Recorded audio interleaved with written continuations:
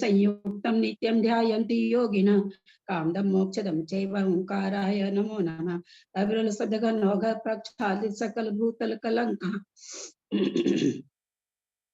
मोने भी रूपासी तीर्था सरस्वती हरतु न दूरितम् अज्ञानतिमिरान्धानां ज्ञानाञ्जन शलाकया चक्षुरुन्मीलितं येन तस्मै श्री गुरुवे नमः। श्री परम गुरुवे नमः। परम्पराचार्य गुरुभ्यो नमः। सकल कलुष विध्वंसकं शेषां परिवर्धकं धर्म संबंधकं भव्य जीव मन प्रतिबोधकारकं पुण्य प्रकाशकं पाप्रनाशकमिदं शास्त्रं श्री गोमटसार जीवकांड नामधेयम् अस्य मूल ग्रंथ कर्तार श्री सर्वज्ञ देवास्तदुत्तर ग्रंथ कर्तार श्री गंधर देवा प्रतिगंधर देवास्तेषां वचन अनुसार मासाद्य पूज्य श्री नेमि चंद्राचार्य विरचितम् इदं शास्त्रं श्रोतारः सावधानतया शृण्वन्तु। मंगलम भगवान वीरो मंगलम गौतमो गनि मंगलम कुंद कुंदादो जैन धर्मोस्तु मंगलम सर्वमंगल मांगल्यम सर्व कल्याणकारकम प्रधानम सर्वधर्माणां जैनम जयतु शासनम जैनम जयतु शासनम। सरस्वती नमस्तुभ्यं वरदे कामरूपिणी विद्यारंभं करिष्यामि सिद्धिर्भवतु मे सदा। द्वादशांग जिनवानी माता की जय। परम मांगलिक ग्रंथ गोमटसार जीव कांड जी की जय। नेमीचंद आचार्य की जय। रत्नचंद मुक्तार जी की जय। अढ़ाई दीप में विराजमान सभी आचार्य उपाध्याय सर साधु के चरणों में नमोस्तु नमोस्तु नमोस्तु। सभी आरिका माता जी के चरणों में बंदामी बंदामी बंदामी। सभी छुल्लक छुल्लिका एलक के चरणों में इच्छामी इच्छामी इच्छामी। सभी प्रतिमाधारी के चरणों में वंदना। ग्रुप में विराजमान पूज्य बाबूजी नेमीचंद भाई साहब उमराव भाभी और भी जो पूज्य जन है सबका सादर चरण स्पर्श। सभी से सादर जय जिनेन्द्र। हम लोग गोमटसार जीवकांड जी नेमीचंदाचार्य के द्वारा जो लिखा हुआ है उसका स्वाध्याय कर रहे हैं। स्वाध्याय करते हुए हम लोग सातिशय अप्रमत गुणस्थान अधः करण प्रवृत्त करण को का स्वाध्याय हमारे चल रहा है। सिद्धम शुद्धम प्रणमीय जिनिंदवर नेमि चंद्रमकलंकम गुणरयन भूषण उदयम जीवस परुवणम वोच्छम।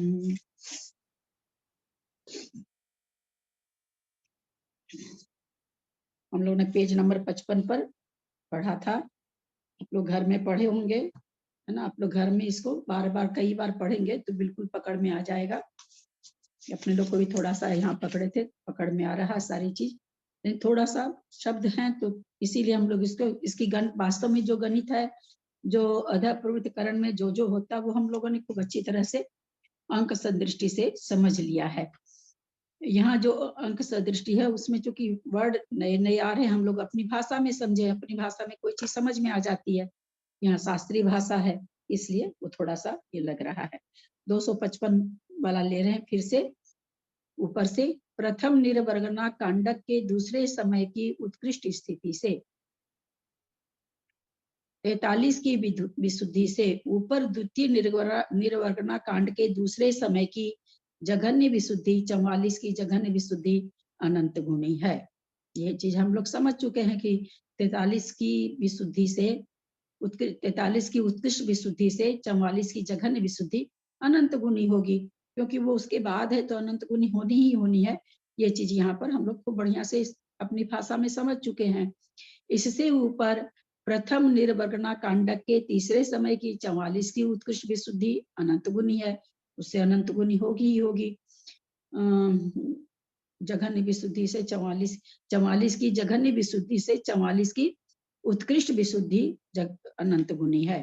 क्या कहना चाह रहे हैं कि 43 की जघन्य विशुद्धि से उत्कृष्ट विशुद्धि से 44 की जघन्य विशुद्धि अनंत गुणी है।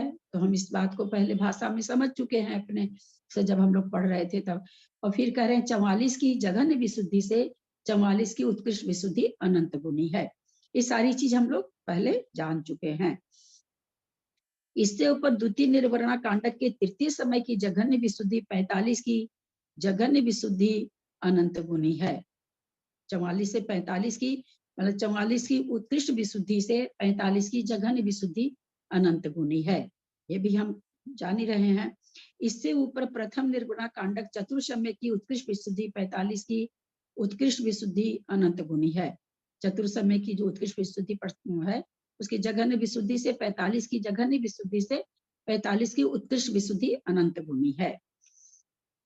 इस प्रकार जानकर द्वितीय निर्गुणा कांडक के अंतिम समय तक जघन्य विशुद्धि अनंत गुणी है। इससे प्राप्त होने तक अल्प बहुत करते जाना चाहिए। अल्प बहुत का मतलब जैसे 43 की जघन्य विशुद्धि से 43 की उत्कृष्ट विशुद्धि, उसी समय की उत्कृष्ट विशुद्धि अनंत गुणी है।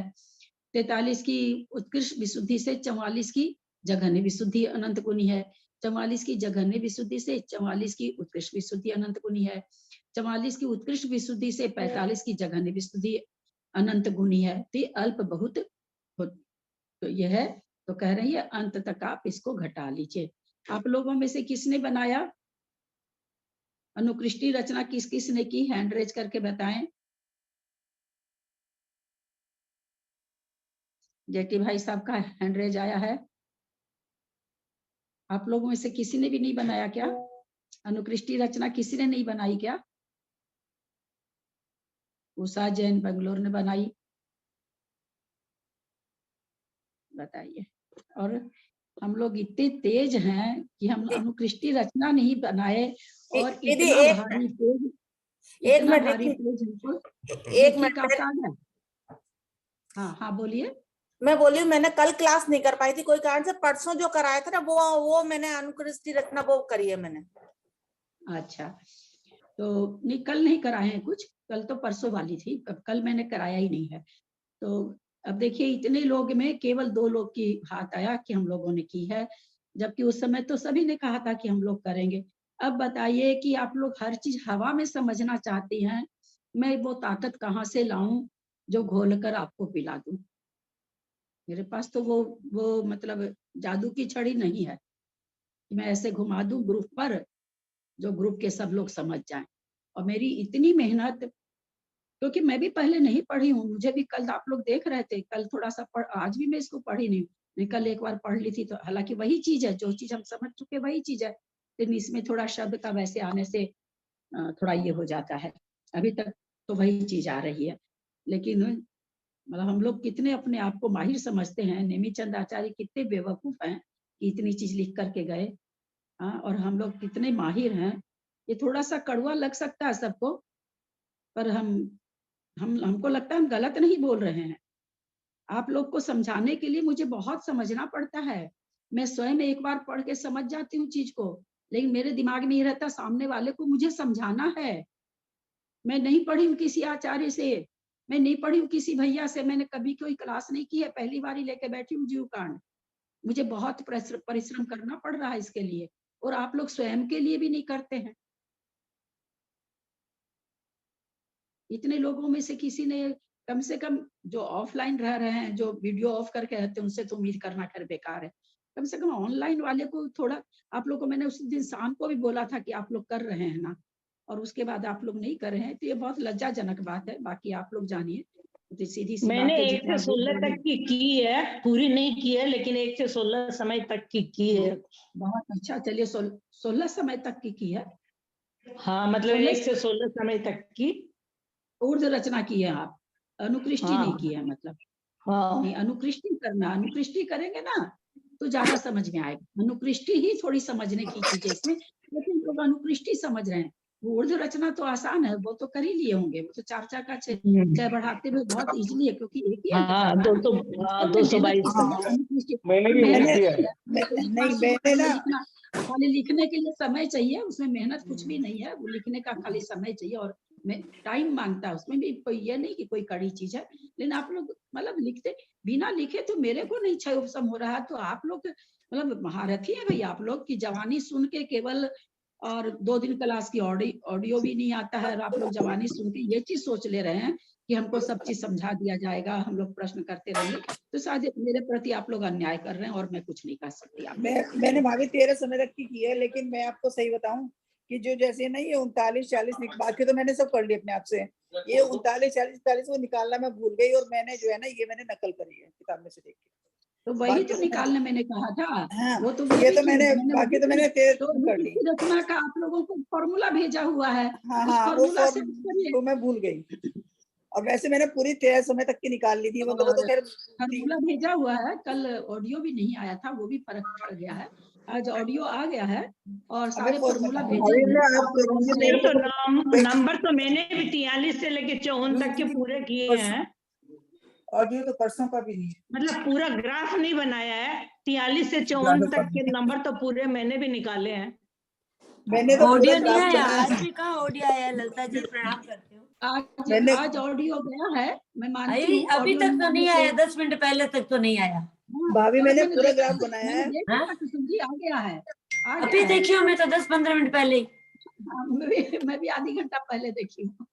अभी 15 आधा घंटा हो गया है, देख रही थी क्या आया है क्या, क्यों तो मैं उस दिन आती गाड़ी में थी, क्लास ज्वाइन की थी तो। हाँ क्लास शुक्ला जी का कहना आधा ठीक घंटा है। पहले 11 का ही था, हाँ, 12 का भी नहीं था। कितना भी करो, जब खाली फॉर्मूला देख के याद नहीं आता, पक्की बात है। आज ऑडियो आ गया है, ऑडियो सुन के फॉर्मूला को देख करके आप लोग ग्राफ जरूर बनाइएगा। एक बार अगर ग्राफ बना लेंगे ना तो हमेशा के लिए अनुकृष्टि रचना आपके दिमाग में बन के रह जाएगी। यानी अनुकृष्टि रचना तो मुझे सीखनी भी थी, मैं बहुत दिनों से सोच रही थी, पर मेरे पास तो ऑडियो समझ नहीं पाई थी मैं। अब आज ऑडियो सुन के तब बनाऊंगी। हाँ, वो आज कलर आया, का भी आज उस दिन में भी आज आ गया बेलगछिया ऑडियो। जा रही थी, रास्ता में तो कलर का आप समझा रहे थे ना, बीच में ज्वाइन हुई थी आधी घंटा बाद 2:30 बजे से। आज है ना, आ गया है ऑडियो। कल तो हाँ, संडे था, संडे को नहीं आता है। और आज आप लोग ऑडियो सुन के और फॉर्मूला भेजा हुआ है, करके कोशिश करिएगा। फिर अगर किसी को कोई परेशानी होती है तो हम लोग इसको फिर से समझ लेंगे, उसकी कोई बात नहीं, आप जरूर समझेंगे। लेकिन एक बार, क्योंकि उतनी मतलब कोई कठिन चीज नहीं है, लेकिन फिर भी समझने से कठिन मेरे को नहीं लग रही है। नहीं समझो तो मेरे को भी कठिन तो लगी रही थी, तो कठिन तो है चीज। तो आप लोग कोशिश करिएगा। फिर अगर नहीं होता है, ग्रुप में ऐसा होगा कि भाई 10-5 दिन करें, भाई हमसे तो हो ही नहीं रहा है, हम तो समझे ही नहीं पा रहे, तो फिर अपने समझेंगे उसको। कोई हमको ग्रंथ को भगाना थोड़ी है, समझ के चलना है। तो उसके लिए कोई भी बेचैनी नहीं करेंगे कि हम लोग को समझ में नहीं आया, बिल्कुल उसको फिर से समझेंगे। और अभी जो हम लोग समझ रहे हैं, जो हम लोग ऐसे अपनी बोलचाल की भाषा में हम लोग समझ चुके थे कि भाई पहले समय की जघन्य विशुद्धि से उसी समय की उत्कृष्ट विशुद्धि अनंत गुनी है। उसकी पहले खंड की उत्कृष्ट विशुद्धि से दूसरे खंड की जघन्य विशुद्धि अनंत गुनी है। दूसरे खंड की जघन्य विशुद्धि से दूसरे खंड की उत्कृष्ट विशुद्धि अनंत गुनी है। दूसरे खंड की उत्कृष्ट विशुद्धि से तीसरे खंड की जघन्य विशुद्धि अनंत गुनी है। वो यहाँ पर पूरा इसमें बताया गया है अभी।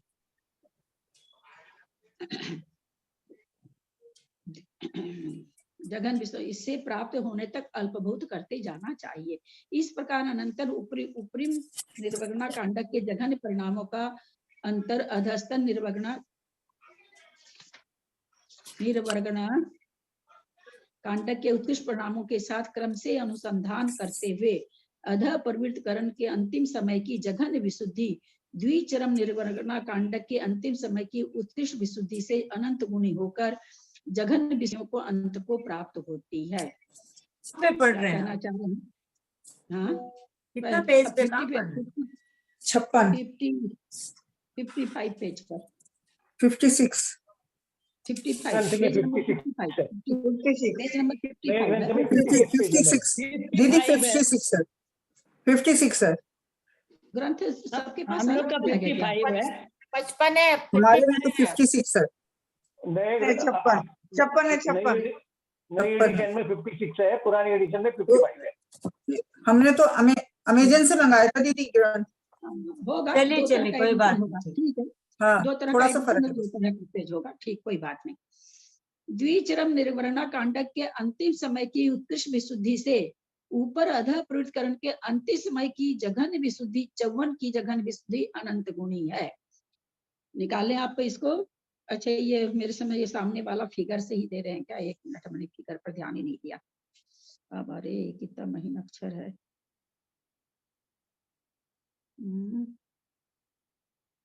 163 नहीं, ये फिगर तो 16 समय का है।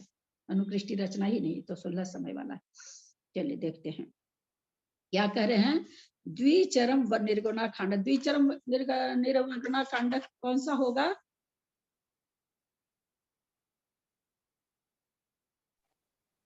तीसरा नंबर, पहला प्रथम और दूसरा द्वितीय और तीसरा द्विचरम निर्वगणा।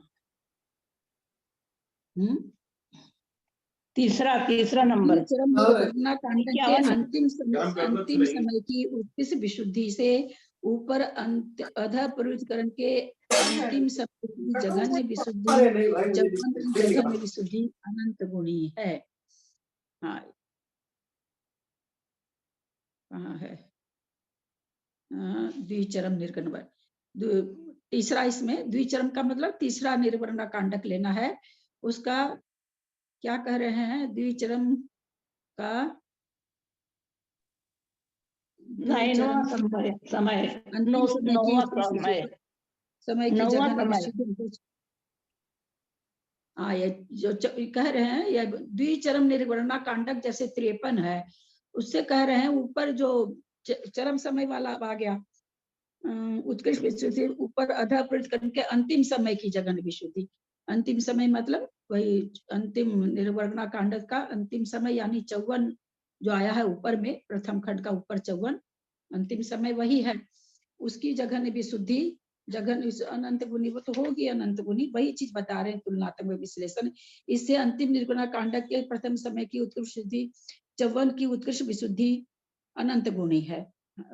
जघन्य से उत्कृष्ट अनंत गुणी होगी उसी समय की। 54 की 54 से तुलना कर रहे हैं, तो 54 की जघन्य से 54 की उत्कृष्ट ज्यादा होगी। इस प्रकार समानांतर पूर्व समयों को देखते हुए उत्कृष्ट विशुद्धि अनंत गुणी से अनंत गुणी ले जानी चाहिए। उत्कृष्ट विशुद्धि का यह क्रम अधः प्रवृत्तिकरण के अंतिम समय तक ले जाना चाहिए। यह विषय इस चित्र से स्पष्ट हो जाता है। जय धौला कहाँ से है ये? नहीं, जय धौला पुस्तक से ही है। यह विषय इस चित्र से समझ में आ जाता है। ये चित्र में क्या दिखा रहे हैं, देखा जाए। नीचे तो पहले समय में 40, 80, 121 है, 80 है क्या? अक्षर भी कैसे हैं एकदम मिले से। 121, 163, 121, 162 पहले समय का है। फिर ये बढ़ करके 162। अच्छा, ये दिखा रहे हैं जघन्य ऊपर जघन्य से चौथे समय का जो 162 चौथे समय में होता है 162 नंबर का परिणाम। जब पहला खंड का 162 नंबर का जो परिणाम कब हो रहा है? चौथे खंड में हो रहा है। तो वही चीज दिखा रहे हैं कि चौथे खंड में 162 नंबर का परिणाम हुआ, उससे जब वो 163 में जा रहा है तो है तो जघन्य, लेकिन इससे ऊंचा है, यानी उत्कृष्ट है, ऐसा दिखा रहे हैं। फिर जघन्य से वो क्या कह रहे हैं कि दूसरे समय में जब आया तो उत्कृष्ट परिणाम हो रहा है, जो कि 205 है। तो वो कह रहे हैं कि उससे ये उत्कृष्ट परिणाम है 205 का। इससे उत्कृष्ट परिणाम से 206 वाला जघन्य होकर के भी ऊपर की ओर जा रहा है।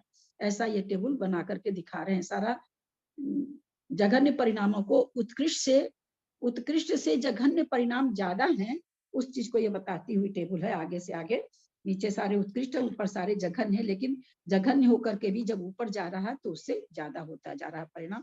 जो ये भाषा में आया है उसी को ये फिगर में दिखा रहे हैं। बहुत ही फिगर की चीज, हमको तो संख्या ही नहीं दिख रही है।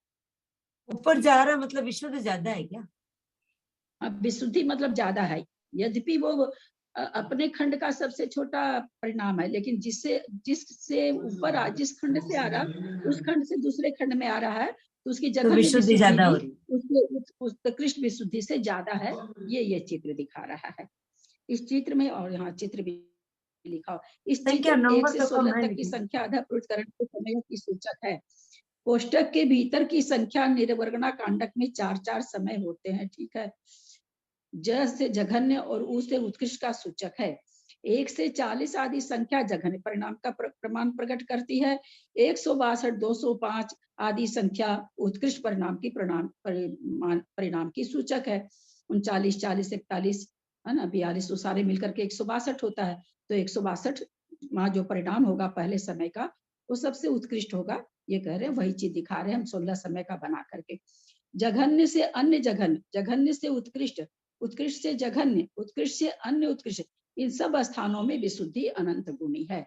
जो ऊपर पूरा इन्होंने बताया, जो हम लोगों ने समझा, चाहे जैसे 39वां वाला खंड है, 39 की जघन्य विशुद्धि, 39 की उत्कृष्ट विशुद्धि उससे अनंत गुणी है। 39 की उत्कृष्ट विशुद्धि से 40 वाले की जघन्य विशुद्धि अनंत गुणी है, 40 वाले की जघन्य विशुद्धि से 40 वाले की उत्कृष्ट विशुद्धि अनंत गुणी है। यानी ये अल्प उसी स्थान का जघन्य और उत्कृष्ट में क्या अंतर है, तो अनंत गुणी का है।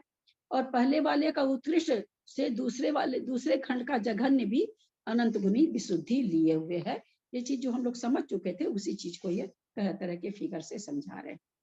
अब इस पर क्या फिगर में क्या कहना चाह रहे हैं, पुनरुक्त प्रथम स्थान, अंतिम समय के अन्य 2 स्थान, पुनरुक्त अंतिम स्थान और प्रथम समय के अंत्य 2 स्थान।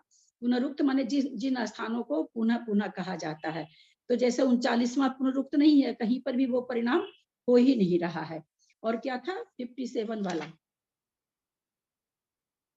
वाला भी कहीं नहीं हो रहा है। और उसके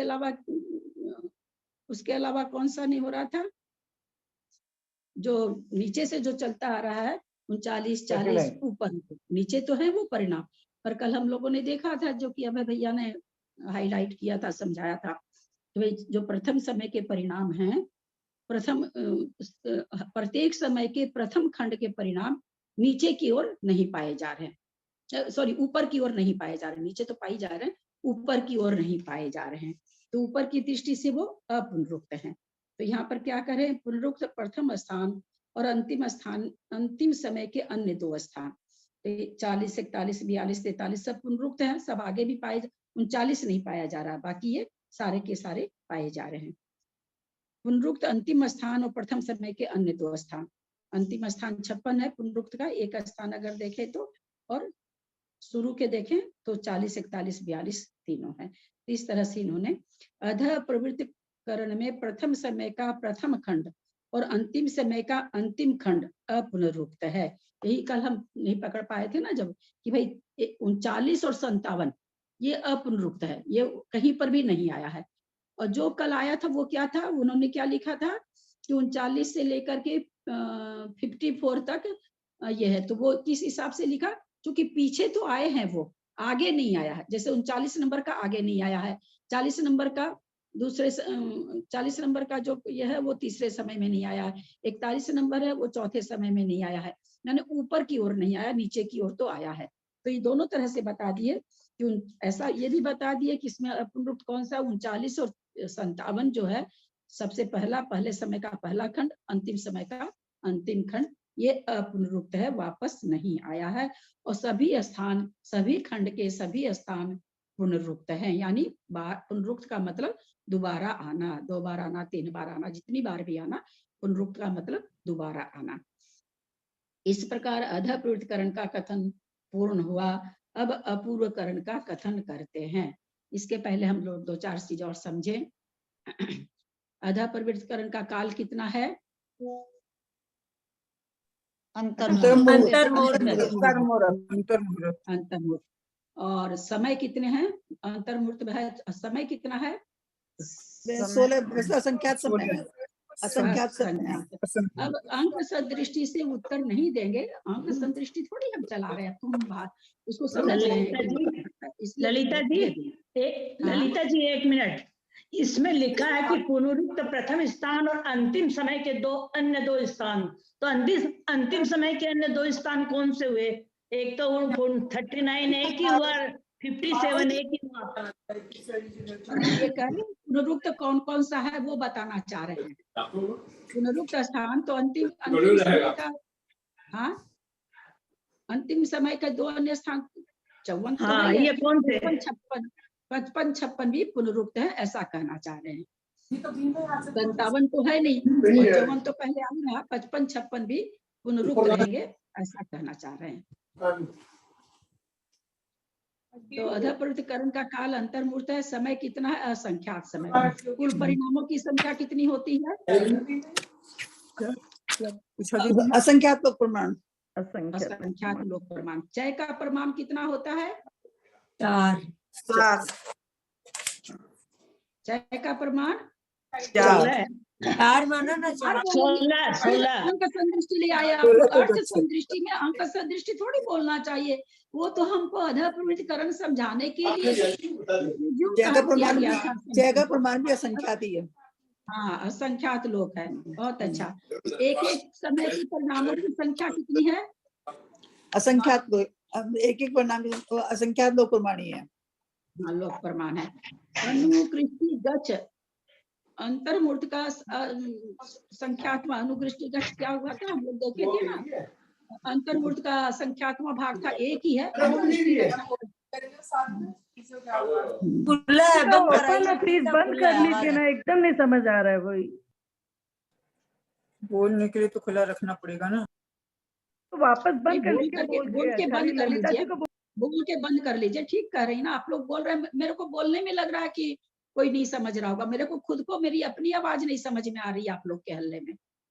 बोल के तुरंत सभी आपको भी नहीं समझ में आएगा। तो हमने क्या समझा कि एक के समय के परिणामों की संख्या भी असंख्यात लोक प्रमाण है। अनुकृष्टि गच्छ, अंतर्मूर्त का एक मिनट यहाँ पर समझिएगा। हमने उस दिन कहा था कि ऊर्ध्व मतलब ऊर्ध्व रचना और तिर्यक रचना।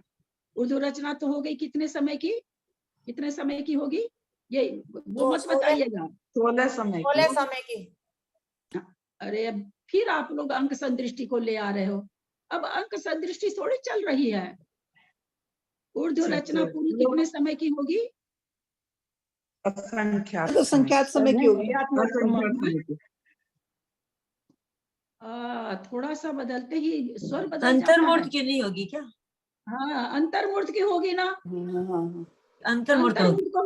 अंतर्मूर्त को हमने 16 समय माना था ना। थोड़ा सा बदलते ही बदल जाते हैं आप लोग। भाई एकदम गिरगिट के जैसे रंग बदलते हैं आप। सीधी ऊर्ध्व रचना कितने समय की होगी? जितने समय का उसका काल होगा। काल कितना है? अंतर्मूर्त है। तो ऊर्ध्व रचना का काल हो गया अंतर्मूर्त। अनुकृष्टि रचना का काल कितना होगा? क्या बताया गया था वहां पर? गच्छ जब निकाला गया था तब अनुकृष्टि गच्छ निकाले थे तो वहां पर आया था संख्यात।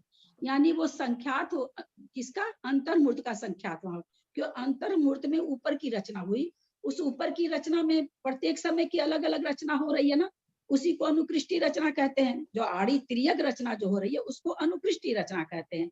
तो वो अनुकृष्टि रचना का गच्छ कितना हो जाएगा? अंतर्मूर्त। जबकि वो तो अंतर्मूर्त की हुई और ये प्रत्येक समय की हो रही है ना। लेकिन प्रत्येक समय की मतलब अंतर्मूर्त का संख्यात्मक भाग होकर के भी क्या है वो गच्छ कितना है? तो कहते असंख्यात है। फिर अनुकृष्टि चय का प्रमाण भी हम लोगों ने इसमें निकाला है। कितना चय कितना निकाला था अंक संदृष्टि में? अनुकृष्टि का अनुकृष्टि का चय कितना था? असंख्यात ही था। ये मैया अंक संदृष्टि में कितना था? 1 था। 4 तो ऊर्ध्व रचना में था। अनुकृष्टि में तो 1 था। 39, 40, 41, 42 है ना। लेकिन वो कहते हैं वो एक भी है ना, असंख्यात लोक प्रमाण है। वास्तव में वो चय एक नहीं है। ये जो अधः प्रवृत्तिकरण के मूल सिद्धांत है उसकी बात हम लोग कर रहे हैं। वो भी असंख्यात लोक प्रमाण ही है। और जो एक अनुकृष्टि में जो खंड किए गए, जो हम लोगों ने क्या किया, 4 खंड किए हैं समझने के लिए। लेकिन वे खंड भी कितने हैं? असंख्यात लोक प्रमाण हैं। वे खंड भी जो हम लोगों ने 4 किए हैं वे भी असंख्यात लोक प्रमाण हैं। ये बातें समझ में आई? शायद मैंने भेजा होगा, नहीं भेजा होगा तो मैं आज भेज दूंगी। अब हम लोग समझें कि अधः प्रवृत्तिकरण में आखिर में हुआ क्या क्या काम। कहते हैं करण परिणाम चालू हो गए। हाँ, उपसम श्रेणी या छपक श्रेणी शुरू हो गई। छपक श्रेणी शुरू हो गई तो तुम जीव मोक्ष जा रहा अनंत काल के लिए और सारे दुखों से छूटने वाला है। तो इसमें क्या क्या किया गया, क्या क्या कार्य हुआ, अधः प्रवृत्तिकरण में आगे बढ़ेंगे उसके लिए क्या क्या जैसे हम मकान बनाते हैं तो नींव खोदते हैं, खूब मजबूत नींव देते हैं। जितना मकान अगर 50 तल्ले का है तो नींव उसी हिसाब की पड़ती है। मकान अगर 100 तल्ले का है तो नींव उसी हिसाब से पड़ती है, क्योंकि नींव के ऊपर ही वो मकान खड़ा होगा। तो इस अधः प्रवृत्तिकरण में ऐसे कौन से काम हो रहे हैं जिसके ऊपर छपक श्रेणी आने वाली है, छपक श्रेणी कहलाने वाली, जीव मोक्ष जाने वाला है। तो यहाँ इसमें रहता हुआ उस जीव ने केवल यही किया क्या कि अनंत गुनी विशुद्धि बढ़ाते चला गया? तो नहीं, क्या कार्य क्या हुआ उस अनंत गुनी विशुद्धि से? तो इसमें सबसे पहला काम तो प्रति समय असंख्यात गुनी विशुद्धि बढ़ती, सबसे पहला काम। क्योंकि वो बढ़ेगा तभी आगे का काम होगा, विशुद्धि के बिना तो कोई कार्य हो नहीं सकेगा। फिर इसमें क्या होता है, स्थिति बंधा अपसरण होता है। अधः प्रवृत्त करण के परिणामों से कर्मों की स्थिति का अपसरण होता जाता है, घटती जाती है। स्थिति बंधा अपसरण, स्थिति बंध घटती घटती घटते घटते काल, जैसे एक कूड़ा कूड़ी का हो रहा था तो और उससे 100 बरस कम होगा और उससे 200 बरस कम होगा, इस तरह स्थिति बंध अपसरण, स्थिति अपसरण नहीं है, स्थिति वो चीज नहीं है, स्थिति बंध अपसरण, स्थिति के बंध का घटना।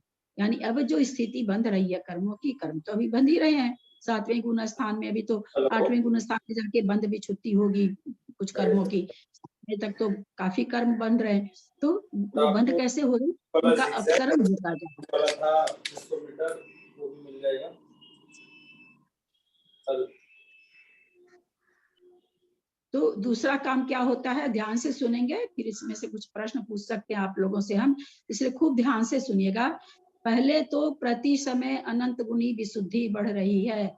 ये विशुद्धि असंख्यात गुणी की अनंत गुणी, अनंत गुणी, असंख्यात बोलती है क्या, अनंत गुणी विशुद्धि बढ़ रही है।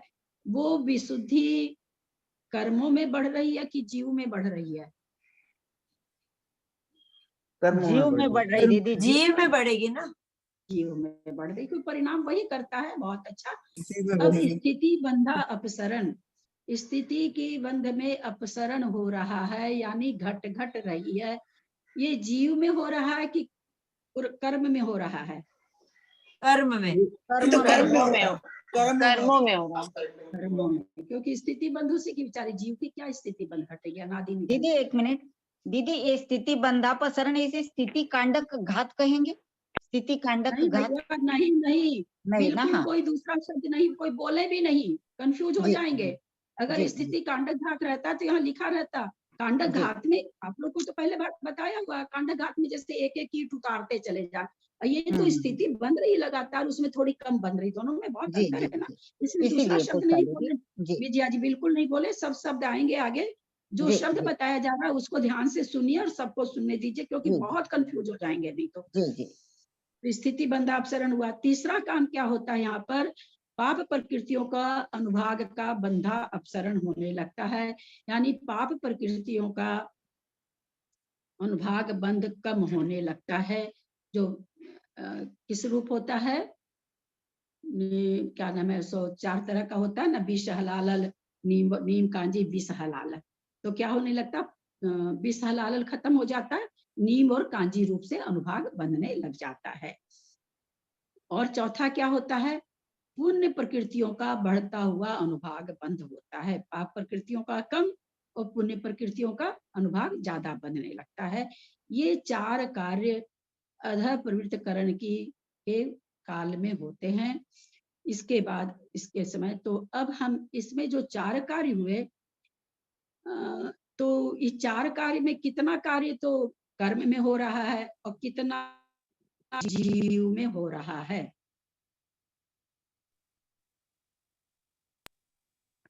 एक यहाँ जीव में और आप लोगों 3 को 4 अनुभाग जीव में होगा, पुण्य प्रकृतियों का अनुभाग एक जीव में होगा, और 3 3 कर्मों में एक होगा। जीव होगा, क्योंकि केवल परिणामों की विशुद्धि जो हो रही है वो जीव की है, बाकी तो 3 कर्मों अनुभाग का। और ये सब तो कर्मों में हो रहा है। कर्म के वेदन का अनुभाग ज्यादा बढ़ रहा है, पुण्य प्रकृति का, पाप का कम, सारी चीज कर्म में हो रही। यानी जो 4 आवश्यक हो रहे हैं अधः प्रवृत्त करण में, एक आवश्यक उसमें जीव के परिणाम से संबंधित है, अथवा कहीं जीव में हो रहा है, बाकी 3 उसकी जो विशुद्धि से परिणाम हो रहे हैं, जो कार्य हो रहे हैं 3, वो किस में हो रहे हैं, कर्मों में कर्म में हो रहे हैं। किस कारण से हो रहे हैं, जो 3 कार्य कर्मों में हो रहे हैं, वो किसके निमित्त से हो रहे हैं? के निमित्त से, अधिक अनंत गुणी विशुद्धि जो हो रही है उसके कारण से, जीव के परिणामों के निमित्त से। हाँ, जीव के परिणाम कार्य हो रहा है वो किसके निमित्त से हो रहा है, जीव के परिणामों के निमित्त से। बहुत सुंदर। अब जो बंधने वाले कर्म है वो कितने घट घट के बनते हैं, तो बंधने वाले समस्त कर्मों की स्थिति हर अंतर मुहूर्त में घट घट कर बनने लगती। जैसे पहले मान लीजिए स्थिति बंध हम मान के चलते हैं 100 वर्ष की किसी कर्मों की स्थिति है, तो पहले अंतर्मुहूर्त में क्या हो, पहले में तो 100 बंधा, दूसरे अंतर्मुहूर्त में कितना बंधेगा, 55 वर्ष 95 वर्ष बन जाएगा, तीसरे अंतर्मुहूर्त में 90 बन जाएगा, चौथे अंतर्मुहूर्त में 85 बन जाएगा। इस तरह से ये यूं करके संख्या बताई जाती है। वास्तव में तो ये स्थितियां बहुत ज्यादा घट घट के होती है। तो ये सब इस तरह से स्थितियां उसकी प्रति समय अंतर्मुहूर्त तक, अंतर्मुहूर्त में प्रति समय, प्रथम अंतर्मुहूर्त आप लोग सोचेंगे कि भाई इसमें इतना अंतर्मुहूर्त थोड़ी होता है। आप तो अभी बताए थे एक अंतर्मुहूर्त काल समय है, पर एक ही अंतर्मुहूर्त में कई अंतर्मुहूर्त समाहित है। आप लोग इस चीज को समझ रहे हैं। तो वहां पर प्रत्येक उस अंतर्मुहूर्त में प्रत्येक अंतर्मुहूर्त जितना होता, हर बार स्थिति कम होती चली जाती, स्थिति जो बन रही थी वो घट घट के होने लगती है। अच्छा, जो स्थिति कर्मों की स्थिति बंद घटती है, अब आप लोगों से प्रश्न है, पहले भी बता चुके हैं और बहुत बार चर्चा हो रही है, लेकिन आप लोगों के वहां तक जाता है कि नहीं माइंड, और आप लोग कर्मकांड जी में भी शायद ये सब्जेक्ट आ चुका है। अब हमको बताइए कि जो कर्मों की स्थिति, क्या कहा गया, पाप कर्मों की स्थिति बंद घट घट के होता है। तो हमें बताएं कि ये कितने कर्मों में होगा। पाप कर्म में स्थिति बंद लिखा हुआ है, अगर हम 148 भी मानते हैं, कितने कर्मों में स्थिति बंद घटेगा? 7 कर्मों में। दीदी 4 घातीय कर्मों में, 4 घातीय कर्मों में। जीरो पाने लायक भी नहीं है विजया जी, जीरो देने में भी प्राण निकलेगा ऐसे कर्म में। आयु को छोड़ के 7 में, 7 कर्मों में। आयु को छोड़ के 7 को छोड़ के 7 कर्म की स्थिति पाप रूप ही है, चाहे वो तीर्थंकर हो, चाहे वो साता वेदनी हो। बताया था मैंने इसलिए स्थिति बार बार मैं बोल रही थी ताकि आप लोग का ध्यान चला जाए। ये चीज बहुत बार बताई हुई है कि स्थिति बंध की दृष्टि से 3 आयु को छोड़ करके बाकी 145 कर्म प्रकृति स्थिति की दृष्टि से पाप रूप ही है, उसमें लगा हुआ भी नहीं है। सारी प्रकृतियां की स्थिति पाप रूप ही है। इसलिए तो किसकी स्थिति घटेगी? तो सब, चूंकि आयु की तो स्थिति घटती नहीं है। आयु की स्थिति तो ऐसे कोई होता, आयु तो क्या उसको कौन सा मरण कहते हैं? अकाल मरण करने से घटती है। यहाँ अकाल मरण तो कोई कर नहीं रहा, तो क्या कहा जाएगा कि स्थितियां सभी कर्म प्रकृति में की घटेगी, क्योंकि सभी कर्म प्रकृति पाप रूप ही है। समझ में आ रहा है कि नहीं? 3 आयु को छोड़कर बोले ना भैया। 3 आयु, एक मिनट, अगर वो तो पाप रूप है भी नहीं स्थिति उसकी, और अगर होती भी तो भी आयु की स्थिति तो घटती नहीं, वो तो अकाल मरण से घटती है। यहाँ करण परिणाम चल रहे हैं, करण परिणाम में तो अकाल मरण है नहीं, है ना, तो वो तो आएगा ही नहीं अपने आप ही। वैसे भी आयु तो बाहर ही हो जाएगी। तो आयु कर्म को छोड़ करके आप 3 आयु क्यों बोल रहे? मैं ये बोल रही हूँ, आयु कर्म में बोलेंगे ना। आयु कर्म में 3 आयु इसलिए बढ़ जाएगा, नरकायु नहीं है। हाँ, नरकायु नहीं है, इसलिए वो पाप रूप ही है। ठीक।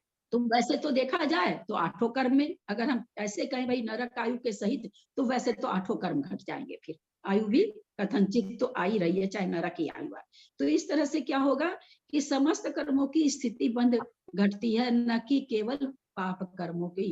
क्योंकि पाप कर्म पुण्य कर्म अलग अलग हैं। 100 प्रकृति पुण्य की है, 60 हमको याद नहीं रहती संख्या। की वो कहाँ पर घटाई जाती है? वो चीज अनुभाग बंद में घटती है, स्थिति बंद में नहीं कहा जाता। स्थिति तो सभी प्रकृतियों की पाप रूप ही है। फिर समझेंगे पाप और पुण्य जो विभाग किया गया। आप लोग म्यूट करेंगे क्या?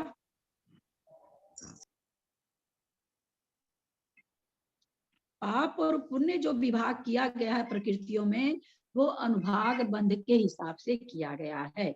अनुभाग बंध पुण्य प्रकृतियों में पुण्य रूप, पाप प्रकृतियों किसी का खुला है भाई, नहीं मजा आता पढ़ाने। कितना मेरे सर में दर्द होने लगता है चिल्ला चिल्ला के बोलने से, और आप लोग अपने को म्यूट नहीं कर पाते हैं, बहुत तकलीफ की बात है। लेकिन सरोज सरोज जी को सब कोई खोल के बैठ जाइए। चलिए आप लोग अपने ही करिए बात, मैं तो चुप हो जाती हूँ।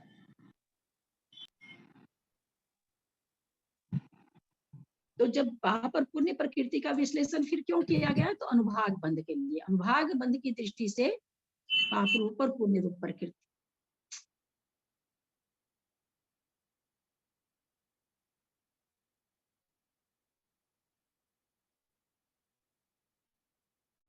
लेकिन स्थिति बंध की दृष्टि से सभी कर्मों की स्थिति 3 आयु को छोड़कर पाप रूप ही है।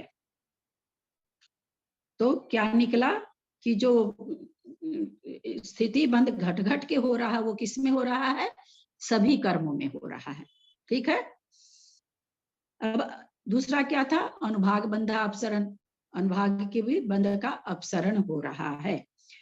तो उसमें क्या हम लोगों ने देखा था कि पाप कर्मों का अनुभाग तो प्रति समय घट घट कर बनता है। जो हमने क्या कहा कि हम 20 से हलाल से 20 में आ जाएगा, 20 से कांजी में आ जाएगा, कांजी से क्या कहते हैं नीम में आ जाएगा, नीम में आ जाएगा। और नीम, हाँ मेरे समझ में। जब मैं पूछूं उस समय आप खोल के बोले तो ज्यादा अच्छा नहीं रहेगा क्या? कितना लोग उल्टा पुल्टा समझ ले रहे हैं, आप लोग बीच बीच में खोल के बोलते। मैंने पूछा तो नहीं ना, पूछूं उस समय बोलिए ना। सब कोई कंफ्यूज हो रहे हैं, बताइए, थोड़ा सा विवेक रखिए आप लोग।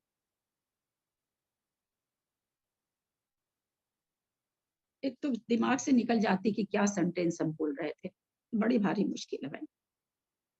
क्या चीज बोल रहे थे, पाप कर्मों का। हलाल से तो 20 से और 20 में।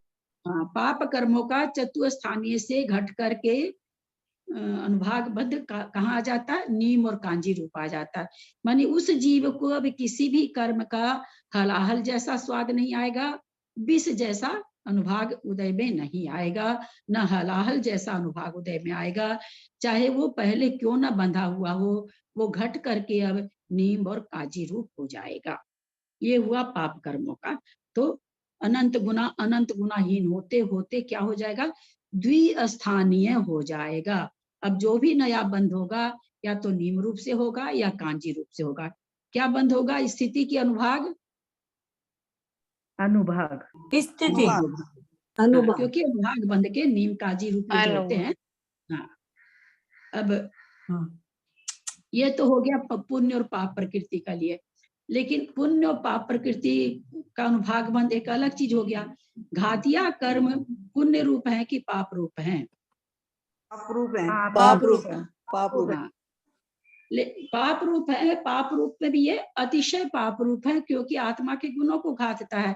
तो इसके अनुभाग बंध विष हलाहल नहीं होकर के लता दारू अस्थि और शैल रूप होता है। घातिया कर्मों का ऐसे पुण्य पाप प्रकृति के हिसाब से अनुभाग बंध कैसे होता है, पाप प्रकृति का विष हलाहल नीम और कांजी। लेकिन जब घातिया कर्मों का अनुभाग की बात करेंगे तो बात करेंगे लता दारू अस्थि और शैल। तो वो भी क्या होगा, घट करके अस्थि और शैल रूप तो बंद हो जाएगा। अनंत गुनाहीन होते होते जो पहले के बंधे हुए हैं वो भी दारू और शैल रूप, दारू और लता रूप हो जाएंगे। और जो नए बंधेंगे वो भी दारू और लता रूप अनुभाग देने वाले होंगे, घातिया कर्म, जैसे ज्ञानावरणी कर्म। अब जो नया बंध रहा है वो ऐसा नहीं बंधेगा कि एकदम से कोई चीज हम भूल ही गए, बरसों बरसों तक हमारे चित्त से निकल ही गई, ऐसा उसमें आवरण पड़ गया, ऐसा नहीं होगा। लता दारू रूप से बंधेगा। और जब हम घाती और अघाती के पुण्य और पाप के हिसाब से देख लिए, फिर घाती और अघाती के हिसाब से जब देखेंगे तो अघाती कर्म का हो जाएगा नीम कांजी विष हलाहल। घाती कर्म का हो गया लता दारू रूप बंधेगा, और अघाती कर्म का नीम कांजी विष हलाहल, नीम कांजी रूप बंधेगा। बहुत सुंदर। तो हमने ये चीज समझी कि स्थिति बंध तो सभी कर्मों की अनंत गुनी अनंत कम कम होती जाएगी, अंतर्मुठ में हर अंतर्मुठ में कम बनेगी। ललिता जी, गुड़ खांड और उस फिर किसकी हुई? गुड़ खांड शर्करा अमृत, वो न हुई अघातिया कर्मों की। हाँ हाँ, तो अघातिया अघातिया कर्मों की हुई गुड़ खांड शर्करा और अमृत किसकी हुई फिर? हाँ, अनुभाग बंध बताने जा रहे हैं आपको। फिर अनुभाग बंध बढ़ रहा है, तो बढ़ने में हमने क्या समझा था? पुण्य प्रकृति का कहो या अघातिया कर्म का। तो पुण्य प्रकृति का हमने कहा क्या एक एक समय अनंत गुना अधिक हो रहा है, और ये चतुस्थानीय बंध होता है, यानी चारों स्थान में इसका बंध होता है। इसका बंध घट करके, क्योंकि पुण्य प्रकृति है, पुण्य प्रकृति जैसे पुण्य प्रकृति कैसे भी उदय में आए उससे सुखी होता है, वो घट करके द्विस्थानीय नहीं होती। द्विस्थानीय कौन सी होती है? जो पाप प्रकृति का, जैसे अस्थि शैल और दारू और लता था, तो वो घट करके दारू लता हो गया। नीम कांजी विष हलाहल था, तो वो घट करके नीम कांजी हो गया। पर जो घाती कर्म का चतुस्थानीय अनुभाग बंध है, वो क्या है? गुड़ शर्करा और गुड़ खांड शर्करा और अमृत, ऐसे चार तरह से है। तो इनका चतुस्थानीय बंध होता रहेगा। नए बंधने वाले जो कर्म होंगे पुण्य प्रकृति का, वो चतुस्थानीय बंध अघाती कर्म कहिए या पुण्य प्रकृति का, ये सबका चतुस्थानीय बंध होगा। तो सभी अघातिया कर्मों का तो नीम कांजी भी सलाल जैसे बताया ना आपने। अघातिया कर्मों का नहीं, वो पाप प्रकृति का। हाँ, पाप प्रकृति अघातिया में जो पाप प्रकृति का नहीं, घाती नहीं, आपने बताया कि घातिया और अघातिया की अपेक्षा जब आपने बंध की बात की तो आपने कहा कि घातिया कर्म तो पाप प्रकृति है, तो वो उनका तो जो है दारू रूप, उसका लता दारू रूप हो जाएंगे। हाँ, लता दारू रूप हो जाएंगे, बिल्कुल। और अघाती कर्म का क्या हो जाएगा? नीम कांजी रूप हो जाएगा। हाँ, ठीक है। और अभी आप बोल रहे हैं ना कि खांड, हाँ, अघाती कर्म में जो पुण्य प्रकृति है, अघाती कर्म कहो या पुण्य प्रकृति कहो, उसका अनुभाग बंध चतुस्थानीय ही चलता रहेगा। अघाती कर्म में पाप प्रकृतियां भी तो है ना। हाँ है। हाँ, तो उनका द्विस्थानीय हो जाएगा, और पुण्य प्रकृति है उसका चतुस्थानीय चलता रहेगा। तो अधः प्रवृत्तिकरण में हम जब देखें कि भाई क्या चीज हो रहा, तो सभी कर्म की स्थिति बंध घटती है।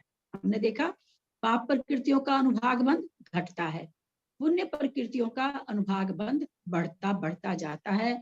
जैसे पहले क्या कहेंगे, गुड़ रूप होता है, फिर और परिणामों की विशुद्धि होती है तो शर्करा रूप होने लगता है, फिर और परिणामों की विशुद्धि होती है तो गुड़ खांड रूप होने लगता है, फिर और विशुद्धि होती है तो शर्करा रूप होने लगता है, फिर और विशुद्धि होती है तो अमृत रूप होने लगता है। यानी चतुस्थानीय बंध उसमें चलता रहता है पुण्य प्रकृतियों का। ये होते कब है चार आवश्यक? ये क्या पूरे अधः प्रवृत्तिकरण के सारे समय में होते हैं?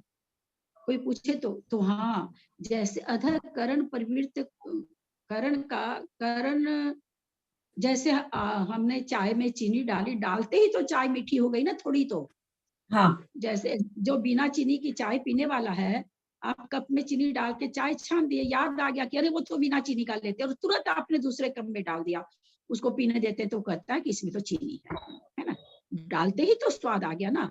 तो वैसे ही अधःकरण जैसे ही शुरू होगा उसी समय से ये कार्य चालू हो जाएंगे। ऐसा नहीं कि अंतर्मूर्त बीता उसके बाद ये कार्य चालू होगा, ऐसा नहीं है। ये विशुद्धि लेकर ही वो प्रवेश कर रहा है। अतः शुरू से लेकर के जब तक 10वें के अंत तक, जब तक घातिया कर्मों का बंध है, तब तक ये काम होता ही रहता है। तब तक ये चारों कार्य अधः प्रवृत्तिकरण में शुरू होते हैं, लेकिन ये चलते कहाँ तक है? अनिवृत्तिकरण के बाद तक चलते हैं, 10वें गुण स्थान तक चलते हैं। ये कार्य शुरू होते हैं अधः प्रवृत्तिकरण में, और अंत कहाँ होते हैं? जिस समय जो प्रकृति बंध रही हो। जैसे अब 7वें गुण अधः प्रवृत्तिकरण काल में तो कई प्रकृतियां बंध रही है ना, जो कि 8वें में बंध विच्छुत्ति होती है 32 प्रकृति की, है ना। 9वें में फिर 36 की सत्व विच्छुत्ति होती है, ऐसे करके हम लोग जानते हैं।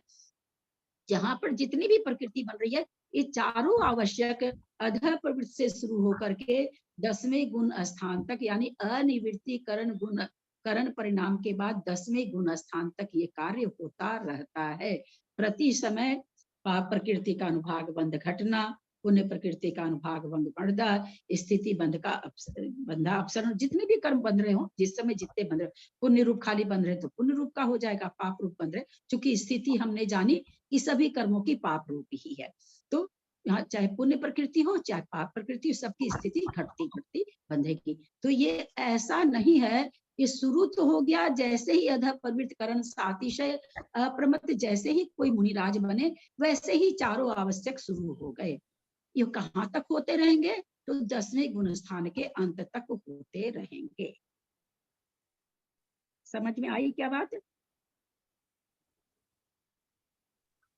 कुछ समझना हाँ, है आई। इसमें? दीदी आई। आंटी बात समझ में तो आई, लेकिन मेरे को पूछना है ना कि आप 4 के लिए बता रहे हैं ना, मेरे को 4 में देखिए 1 मिनट स्थिति बंधापसरण बताएं और एक बताएं पाप प्रकृति का अनुभाग बंध कम होने लगता है, मतलब विष हलाल रूप हो जाता है। फिर बोले अनुभाग बंध मतलब पुण्य प्रकृति का अनुभाग बंध बढ़ने लगता है, मतलब वो क्या बताए, 1 मिनट, उसमें हो जाएगा गुड़ और शर्करा मतलब अमृत रूप होने लगता है, ये आएगा ना आंटी? और हाँ, एक आना चाहिए, जैसे जैसे हाँ, परिणामों की विशुद्धि बढ़ती जाएगी वैसे वैसे ऊपर का अनुभाग बनता रहेगा। इसमें हाँ, अनुभाग चारों बंद चल रहे हैं, तो शुरू में तो गुड़ी रूप बंधेगा, और परिणामों की विशुद्धि होगी तो खांड रूप हो जाएगा, और परिणामों की विशुद्धि होगी तो शर्करा रूप हो जाएगा, और परिणामों की विशुद्धि होगी तो अमृत रूप हो जाएगा। अब वहां जितना बंध रहा हो बंद करो। तो हमको आंटी ये पूछना है इसमें ना, आप 4 बोल रहे तो जैसे आप बता दिए कर्मों की स्थिति का बंधापसरण, तो बंधापसरण के अंदर कहती तो ये काम होगा ना, वो अलग थोड़ी है। स्थिति की बंधापसरण ही मतलब कि मतलब जो पाप प्रकृति है वो कम कम बंधेगा और अनुभाग रहेगा तो वो बढ़ता हुआ, मतलब पुण्य रूप होगा तो बढ़ता हुआ, तो वो उसके अंदर आया कि अलग अलग होगा? सुनो सुनो, मैं समझ गई तुम क्या पूछना चाह रहे हो। स्थिति क्या है? सातों कर्मों की खराब है, ठीक है ना? हाँ। स्थिति बंद तो सातों कर्मों की, तो स्थिति कम कम बंधेगी। जैसे मान लो कि साता वेदनी की स्थिति 10 साल की बंध रही थी, अब 9 की 8 की 7 की 5 की बंधी, परिणाम विशुद्ध हो रहे हैं, तो 5 साल का जो असाता बंध रहा उसका अनुभाग कैसा बंधेगा? अनुभाग अमृत जैसा बंधेगा। मान लो असाता भी बंधती ही नहीं है, पहली बात तो असाता छोड़ दो, नामकरण की कोई अशुभ प्रकृति मान लो ऐसी ही है जो बंध रही, छोड़ो। अनिवृत्तिकरण गुण स्थान में क्या है? सत्व बैठा हुआ है, वेद, जब तक वेद का उदय आता जा रहा है, वेद को ले लो तो क्या क्या होगा वहां पर? यद्यपि पुरुष वेद क्या है? पुण्य प्रकृति है, अनुभाग के हिसाब से पुण्य प्रकृति है, अनुभाग के हिसाब से इसका अनुभाग बढ़ेगा, परंतु स्थिति के हिसाब से इसकी स्थिति घटेगी। दोनों में अंतर है ना। जब अनुभाग की बात करते हैं तो पुण्य और पाप प्रकृति की बात करते हैं, और जब स्थिति की बात करते हैं तो सारी कर्म प्रकृतियां मतलब पाप रूप ही हैं। नहीं तो हम ये पूछना चाहते 4 जो आप बांटे तो वो 4 फिर अलग अलग कैसे हुआ? वो स्थिति बंधापसरण भी आ जाएगी कि अलग अलग बोलेंगे? अलग ही अलग बोलेंगे ना? हाँ, अच्छा तो होगा ना। स्थिति नहीं तो बंद, एक बोलेंगे स्थिति बंधापसरण बोलेंगे, फिर पाप रूप अलग से बोलेंगे, पुण्य रूप, इस तरह से 4 बताएंगे क्या? मेरा ये पूछने का मतलब, जैसे एक तो आप बता दिए कि विशुद्धि जैसे पहला हम बता दिए कि अनंतानंद विशुद्धि बढ़ रही है, एक पॉइंट अलग से ये हो गया। दूसरा पॉइंट हो गया कि स्थिति बंधापसरण हो गया, दूसरा पॉइंट हो गया। तीसरा वो हो जाएगा कि मतलब पाप प्रकृतियों का अनुभाग बंध कम होता जा रहा है, ये तीसरा पॉइंट हो गया। चौथा पॉइंट हो जाएगा कि मेरा मतलब पुण्य प्रकृतियों का चतुर स्थान हो गया। हाँ, चतुर स्थान हो गया। अब अपनी भाषा में बोलो, जब अपनी भाषा में बोलो, हाँ तो मतलब वो बढ़ता जा रहा है, बढ़ रहा है, बड़ा ये पॉइंट मतलब। हाँ, स्थिति में तो पुण्य पाप दोनों प्रकृति का अपसरण हो रहा है। स्थिति में तो पुण्य और पाप दोनों कर्मों की स्थिति का बंध कम हो रहा है, परंतु जब अनुभाग की बात करते हैं तो अनुभाग में आचार्य कह रहे हैं पाप का तो कम होता जा रहा है, हल्का होता जा रहा है, और पुण्य प्रकृति का अनुभाग बढ़ता जा रहा है। ठीक हो गया ना? हाँ हाँ ठीक, समझ में आया। हाँ, थोड़ा कठिन था, मैं तो अपने से समझी थी, बहुत कंफ्यूज होती थी, आधी रात को कंफ्यूज हो जाती थी, कह रही क्या अभी तो ऐसा लिखे थे, अभी ऐसा लिख दिया, अभी तो ऐसा बताए थे, अभी ऐसा, जैसे तुम अभी बोल रही हो, हम भी ऐसे करते थे, क्या बोल दिए, अभी तो कहते थे कि पाप रूप, अभी कह रहे हैं कि ज्यादा होगा। थोड़ा सा है, लेकिन वही अनुभाग और स्थिति अलग अलग चीज है। स्थिति तो सभी कर्मों की खराब है, अनुभाग पुण्य प्रकृतियों का अच्छा पुण्य रूप है और एक पाप बंदा प्रकृतियों का पाप रूप है। बंदा अवसरण किसे कहते हैं, इसकी वो कर दो एक बार।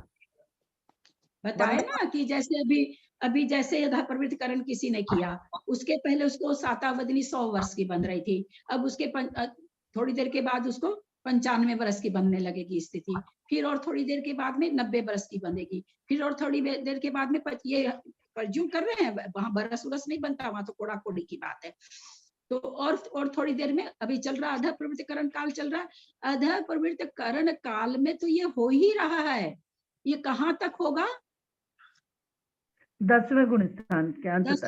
10वें गुण स्थान तक 10वें गुण स्थान तक ये प्रक्रिया चलती रहेगी, क्योंकि अनिवृत्तिकरण परिणाम, तीनों करण परिणाम अभी हुए हैं, तो तीनों करण परिणाम होने के बाद में 10वें गुण स्थान में भी ये जो 4 आवश्यक बताए गए हैं अध प्रवृत्तिकरण काल के, ये 4 आवश्यक 10वें गुण स्थान के अंत तक होंगे। 10वां गुण स्थान टपे और ये चारों आवश्यक बंद हो जाएंगे, क्योंकि उसके बाद जरूरत ही नहीं रहेगी। भाभी ये तो मेरी समझ में आ गया, पर वैसे जैसे हमें पूछने लगे ना कि बंधा अपसरण किसे कहते हैं, तो हम उसे क्या कहें कि बंधा अपसरण इसे कहते हैं? पहले तो बंधा अपसरण खाली शब्द है नहीं, खाली बंधा अपसरण अगर समझना चाहते हैं तो घटकट करके बंद होना।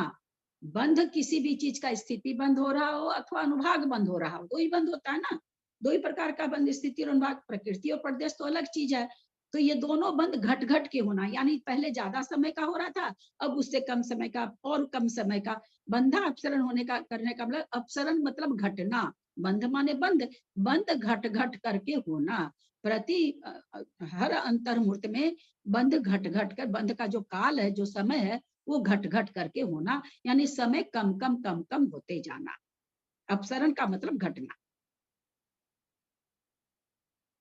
और कुछ आया कि नहीं बिना जी समझ में? खूब अच्छे से आ गया। और कोई प्रश्न है? जो 50वीं गाथा कल लेंगे, समय भी हो गया है। तो आप लोगों से फिर मेरी प्रार्थना है, अनुकृष्टि रचना बनाएंगे, इन 4 आवश्यक को अवश्य याद करेंगे, क्योंकि ये 4 आवश्यक ही मोक्ष दिलाने वाले होते हैं। 10वें गुण स्थान तक जाते हैं चारों आवश्यक। शुरू जरूर होते हैं 7वें में, अगर 8वें में खत्म हो जाते तो मैं आपको याद करने नहीं बोलती, क्योंकि फिर 8वें में नया याद करते, लेकिन ये 10वें तक हम लोग को ले जाना है। जब हमको कोई गाड़ी बहुत लंबी ले जानी होती है तो उसमें हम फुल टंकी पेट्रोल भराते हैं। अगर गाड़ी हमको खाली यहाँ से 10 किलोमीटर ले जानी है तो हम उसमें 2 लीटर पेट्रोल भरा के चल देते हैं। तो आपकी गाड़ी लंबे समय चलनी है, इसलिए चारों आवश्यक भी याद करेंगे। मैं वो भेज रही हूँ, फोटो भेज दूंगी अभी ग्रुप में, ताकि आप लोगों को ऐसा नहीं कि ऑडियो सुनेंगे तभी होगा, मैं भी तुरंत फोटो सेंड कर रही हूँ ग्रुप में। तो आप लोग चारों आवश्यक अवश्य याद करेंगे। सबका आज उत्तर बहुत अच्छा था। जब मैंने आवश्यक पूछा किस में हो रहा, जीव में हो रहा, कर्म में हो रहा, बहुत अच्छा आप सबने उत्तर दिया, अच्छा लगा। तो मैं वो सारी फोटोज भेज दे रही हूँ, अभी भेज दे रही हूँ, आप लोग इसको जरूर। अनुकृष्टि रचना, उर्दू रचना बनाने तो बहुत आसान, एक लाइन बनाना 162, 166, 170, वो तो कुछ खास बात है नहीं ना। वास्तव में हमें क्या सीखना, अनुकृष्टि रचना कैसे बन रही है वो आप लोग जरूर बनाएंगे।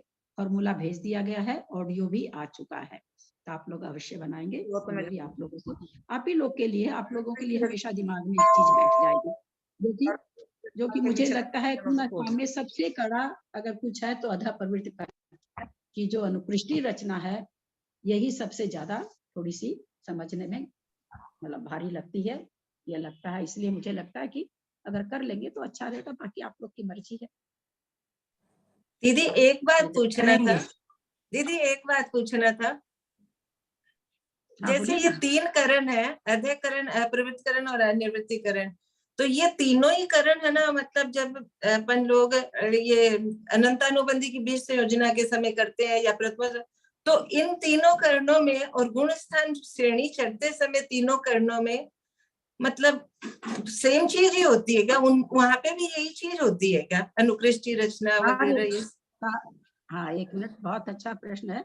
वैसे मैंने ये तो बता दिया था कि तीनों करण नाम एक होते हुए भी बहुत अंतर है। अंतर क्या चीज का है, क्या चीज का अंतर है, कौन सुना था उस दिन? विशुद्धि का अंतर है, विशुद्धि का अंतर है।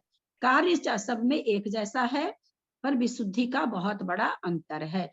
यहाँ तक कि उपसम श्रेणी और छपक श्रेणी में चढ़ने वालों का भी अनंत गुणाहीन परिणाम है। छपक श्रेणी के 3 करण से उपसम श्रेणी के 3 करण में। आप किसी पेड़ को जरा सा उसका एक, आपको कोई कहे भाई छाल का पानी पियो शुगर ठीक रहेगी, तो आप लेके गए एक हल्की सी छोटी सी पतला सा कुछ भी ले गए, ऊपर की खाल छील के ले आए। कोई कहे नहीं भाई वो पेड़ का तो जड़ उखाड़ के लाओगे तब ठीक रहेगा। अब आपको कितनी मोटी कुल्हाड़ी ले जानी पड़ेगी, कितनी मेहनत करनी पड़ेगी। तो वही चीज है, उपसम श्रेणी से छपक श्रेणी वाले के परिणामों की विशुद्धि अनंत गुणी है, पर कार्य जो हो रहा है वो सभी जगह एक जैसा है। बिल्कुल, बहुत अच्छा आपका प्रश्न मंजू जी। ये कार्य जो भी हम 3 करण में पढ़ेंगे वो कार्य हम प्रथमोपशम करते हो तब, अनंतानुबंधी की 20 योजना कर रहे हो तब, क्या नाम है सो छायिक सम्यक दर्शन प्राप्त कर रहे हो तब, द्वितीय उपशम सम्यक दर्शन प्राप्त कर रहे हो तब, सब उपसम श्रेणी चढ़ रहे हो तब, छायिक छपक श्रेणी चढ़ रहे हो तब, 6 जगह जो ये परिणाम है, परिणाम तो एक मतलब कार्य तो एक जैसा ही है। जैसा कार्य बताया जा रहा वैसा का वैसा। अब यहाँ तो 10वें गुण स्थान तक हमने कहा, 10वें गुण स्थान तक ये कार्य होगा, लेकिन जहां पर गुण स्थान नहीं चढ़ रहे हैं, अनंतानुबंधी की 20 योजना कर रहे हैं, वहां पर क्या होगा, अनंतानुबंधी की 20 योजना जब हो जाएगी तो ये कार्य खत्म हो जाएगा। छायिक सम्यक दर्शन प्राप्त कर रहे हैं, छायिक सम्यक दर्शन प्राप्त हो जाएगा, 4 कार्य बंद हो जाएंगे। तो जहां पर जिस चीज की उपलब्धि आप लेना चाह रहे हो वहां पर पहुंचते ही जो 4 आवश्यक है अधः प्रवृत्तिकरण के, वो खत्म हो जाएंगे। यहाँ चूंकि हम श्रेणी चढ़ रहे हैं, यहाँ 10वां गुण स्थान आ रहा है, तो यहाँ 10वें गुण स्थान पर जाकर के अधः प्रवृत्तिकरण के होने वाले 4 आवश्यक समाप्त होते हैं। दीदी ये जो पुण्य प्रकृति जैसे अनुभाग बढ़ता है और स्थिति कम होती है, ये तो चारों में ही होएगा, मतलब जब भी करेगा तब होएगा ऐसा?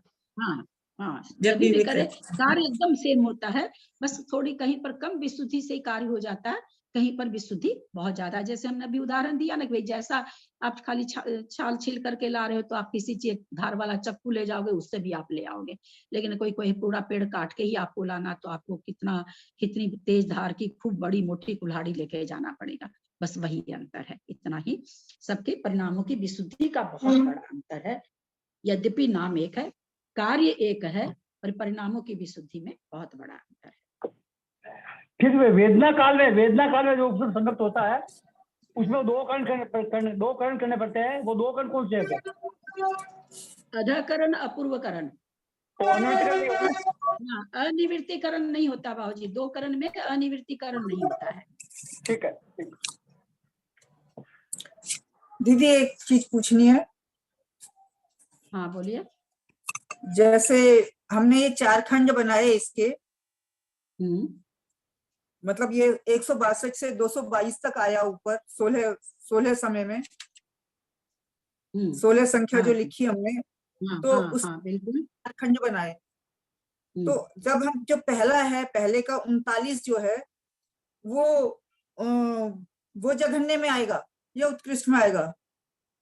हाँ, जो पहले खंड का 39 अंक जो है 39, हाँ 39, वो उत्कृष्ट में आएगा? नहीं। सबसे जघन्य परिणाम कहीं हो रहा है तो पहले खंड के पहले समय के पहले खंड में सबसे जघन्य पर अधःकरण प्रवृत्ति शुरू हुआ है, बस सबसे शुरू हो गया। शुरू होते ही जो परिणाम है वो 39 का 39 में बहुत 1 से 39 तक के परिणाम है, तो उसमें का कोई परिणाम है। और जो 57 है लास्ट वाला, वो अधःकरण का सबसे उत्कृष्ट परिणाम है। 222 वाला, 222 के नीचे वाला उससे जघन्य परिणाम हुआ, 222 वाला सबसे उत्कृष्ट, उससे उत्कृष्ट परिणाम अधःकरण प्रवृत्ति में नहीं पाया। हम अंक संदृष्टि से समझ रहे हैं, है ना, उसको वैसे मत लीजिएगा। और उसी तरह से 39 का 1 से शुरू हो 1 से 39 तक है, तो 1 से नीचे का परिणाम पाया ही नहीं जाएगा। तो पहले खंड में ही सबसे जघन्य परिणाम कहाँ पाया गया? पहले समय के पहले खंड में। सबसे उत्कृष्ट परिणाम 30 कहाँ पाया गया? 16वें समय के अंतिम खंड में पाया गया। ठीक है। हाँ वो 57 हुआ। हाँ तो नहीं, अब हम जो करेंगे तो अगर जैसे ये जघन्य हुआ 57 तो नहीं उत्कृष्ट हुआ, अगले खंड का 57 लगाएंगे। 222 नंबर वाला परिणाम। अच्छा, हाँ बोलिए, क्या पूछ रहे थे? कुछ पूछ रहे थे? हाँ जी, मैं तो ये कहती, जैसे हमें अब परिणाम लगाने, अब कह रहे थे कि उत्कृष्ट के लिए 57 को नहीं, पहले हम बीच के देखें तो 39 की जगह फिर हमें 40 लगाएंगे उत्कृष्ट में। क्या चीज के लिए? मैं समझना चाह रही थी कि हाँ। 39 का तो जो जघन्य में आया ना, जघन्य का उत्कृष्ट आया। हम फिर एक बार समझा देते हैं। जब अल्प बहुतु का कथन हुआ तो कहा गया कि 39 नंबर के खंड का जो जघन्य परिणाम है, नेचुरली पहला हाँ। परिणाम होगा, उससे हाँ, उसी ठीक है। खंड का, सुनिए पूरा सुनिए, हाँ नहीं बोलिए बीच में, उसी खंड का उत्कृष्ट परिणाम अनंत गुना विशुद्धि लेकर के है। ये 39 नंबर का आपस में कथन हो गया पहले खंड का। अब उसकी दूसरे खंड से तुलना करें 40 वाले खंड से, तो 39 नंबर का उत्कृष्ट परिणाम से 40 दूसरे खंड का 40 वाले का जघन्य परिणाम अनंत गुना विशुद्धि लिए हुए है। क्योंकि पहले का उत्कृष्ट तो हुआ, लेकिन दूसरा वाला जो तो 40 से शुरू, उससे आगे शुरू हो रहा है ना, 39 के बाद शुरू हो रहा है, तो नेचुरली उसके परिणाम ज्यादा विशुद्ध होंगे, उसी को 40 वाला खंड मिलेगा। दूसरा खंड कौन प्राप्त करेगा? जिसका 39 से आगे की विशुद्धि होगी, वही तो करेगा ना। तो इस तरह से अल्प बहुत समझाया जाता है। तो 39 वाले का फिर उत्कृष्ट परिणाम कौन सा हो? जब जघन्य परिणाम है पहले समय का, जो पहला समय का पहला खंड का जघन्य परिणाम 39 है, 39 है, तो उस खंड का उत्कृष्ट परिणाम कौन सा मांगे? एक मिनट 39 नहीं है, पहले समय का पहला परिणाम से जघन 1 से 39, वहाँ कितने प्रथम खंड में कितने परिणाम पाए जा रहे हैं? तो 1 से 39 तक पाए जा रहे हैं। कोई पहला नंबर का परिणाम करेगा, कोई दूसरे नंबर का करेगा, कोई तीसरे नंबर का करेगा, कोई 38 नंबर का करेगा, बीच में मत बोलिए एक बार। हाँ नहीं, बीच बीच में बोलते हैं ना, दूसरे पता नहीं चलता है। हाँ तो एक ही पहले ही समय में कोई कुछ जीव प्रवेश किए, 10 जीव प्रवेश किए, है ना, तो वो पहले खंड का 1 से 39 तक परिणाम है। तो वो 10 जीव जो प्रवेश किए, उसकी विशुद्धि कोई की इतनी कम थी कि वो पहला ही परिणाम किया, किसी की विशुद्धि थोड़ी ज्यादा थी, वो 10वें नंबर का कर लिया, किसी का परिणामों की और विशुद्धि थी, वो 20वें नंबर का कर लिया, किसी की विशुद्धि बहुत उत्कृष्ट थी तो 39वें नंबर का कर लिया, कि उसके बाद तो दूसरा खंड चालू हो रहा। तो जो 1 नंबर का परिणाम किया, उससे 10 नंबर का जो परिणाम है वो तो ज्यादा विशुद्धि वाला हुआ ना। तो 1 से 39 परिणाम है, उसमें एक परिणाम नहीं है। प्रथम समय में 1 से 62 परिणाम है, उस 1 से 62 परिणाम को 4 भागों में बांटा गया। कोई जीव मंजू पाटनी म्यूट कर लीजिए, मंजू पाटनी म्यूट कर लीजिए। तो किसी जीव को मान लीजिए 1 से 39 नंबर के परिणामों में परिणाम हो रहे हैं, 10 जीव अधाकरण कभी मान रहे थे और कोई अभी मान रहा, तो किसी को पहले नंबर का हुआ तो वो जघन्य हो गया, पहले खंड का जघन्य। उससे अनंत गुनी विशुद्धि जो मध्यम परिणाम है उनके हैं, मध्यम परिणाम से भी अनंत गुनी विशुद्धि जो 39वां नंबर का परिणाम कर रहा उसकी है। तो सबसे उत्कृष्ट विशुद्धि पहले खंड की किसकी होगी? जो 39वां नंबर का परिणाम करेगा। तो 39वां नंबर का परिणाम करने वाले का प्रथम खंड की तो उत्कृष्ट विशुद्धि हो गई, लेकिन दूसरे खंड से अगर तुलना करें तो 40 नंबर का परिणाम जघन्य भी कर रहा है, तो भी पहले नंबर के उत्कृष्ट परिणाम से अनंत गुनी विशुद्धि है उसकी, तब तो वो दूसरे खंड में कर रहा है ना, तब तो वो दूसरे खंड के परिणाम को करा ना। वो 39 है, वो 40 है। हम लोग को समझाने के लिए इसीलिए संख्या दी गई कि हम लोग संख्या से समझ जाएंगे कि 39 से 40 की संख्या ज्यादा है। तो उसका उत्कृष्ट पहले खंड के उत्कृष्ट परिणाम से उसके दूसरे खंड का जघन्य परिणाम भी अनंत गुनी विशुद्धि लिए हुए है। यही चीज अभी हम लोग भाषा में इसमें पढ़े थे, सारा निर्वर्गना करके पढ़ा रखे थे ना, वही चीज बता रहे थे। आया कि नहीं समझ में? जो पूछ रहे थे उनको जो लोग भी पूछना वो हम लोग ही उस दिन चले गए थे ना बेलगछिया, तो आधी गाड़ी में चला रही थी ना, तो इसलिए पूरा नहीं सुन पा रहे थे, इसलिए वीडियो सुनेंगे आज, आ जाएगा समझ में, अभी इतना समझ में आ गया, अब हाँ। आगे की खंड का भी समझ में आ जाएगा। वो अभी और आपने कोई दीदी कैसे 11 पूछे? तारीख को वो समझाया था ना, स्क्वायर स्क्वायर वाला, क्या चीज उस दिन समझाया में था? क्लास है, वो अनुकृष्टि का ही समझाया था ना, उस दिन मैं नहीं थी। वो कलर जो हाँ स्क्वायर जो छोटे छोटे, उस दिन मैं नहीं अच्छा थी, वो घर में पेंट हो रहा था ना, तो मैं देख नहीं पाई थी। तो हम हाँ, लोग तो भी उसकी नहीं थे उस दिन। तो अब बाहर घर में पेंट होने से तो आप फिर इससे चालू कर लेते, नेट से चालू कर लेते। वो दीदी मेरे ही कमरे में हो रहा था ना, तो वो अलमारियां वगैरह नहीं खुल पा रही थी। नहीं वो नहीं करना चाह रहा, आप जहाँ भी बैठे थे वहां पर नहीं अगर मान लीजिए जितना, वाईफाई। नहीं थोड़ा सा तो मैंने इसका देखा था, लेकिन वो निकल गया था। तब तक थोड़ा सा मुझे टाइम वो हुआ, तो मोबाइल आधा से घंटा तो कहीं देखा था मैंने हाँ, अपने मोबाइल नेट पे से ही। तो हम लोग घर में तो हाँ वाईफाई नहीं, से चालू मोबाइल पे करते हैं। देखा था मैंने आधा घंटा। नहीं नेट से वीडियो नहीं हम लोग तो भी नहीं देखे थे उस दिन, बेलगिछिया गए थे ना, तो वीडियो पहले सुनेंगे आपने ना, जो अभी अभी उसका तुरंत से समझाया था ना, सुनेंगे। वो नहीं देख पाई थी। कलर तो वाला आज है हाँ वीडियो कलर लोग वाला, यहाँ कलर वाले वो पे समझाए थे ना, वो नहीं देख पाई। हो सकता है क्लास उसमें एट समझ का आ है जाए। कौन- हाँ जी। यदक्षर मात्रा पदवाक्यहीनं मया अनाद्यादि किञ्चनोक्तं तन्मे क्षमित्वा विदधातु देवी सरस्वती केवलबोधलब्धिं बोधि समाधि परिणामशुद्धि स्वात्मोपलब्धि शिवसौख्यसिद्धि चिन्तामणिं चिन्तितवस्तुदाने त्वं वन्दमानस्य ममास्तु देवी। या वाणी के ज्ञान ते सुजे लोकालो सो वाणी मस्तक चरणों सदा दे हे जिन वाणी भारती तो ही दिन रैन जो तेरा शरणा गहे सो पावे सुख चैन देव भजु अरहंत को गुरु से हो निर्ग्रंथ दया धर्म पाए सदा यही गुरु का पद। तो आप संग जिनवानी माता की जय, 9 बार नमो का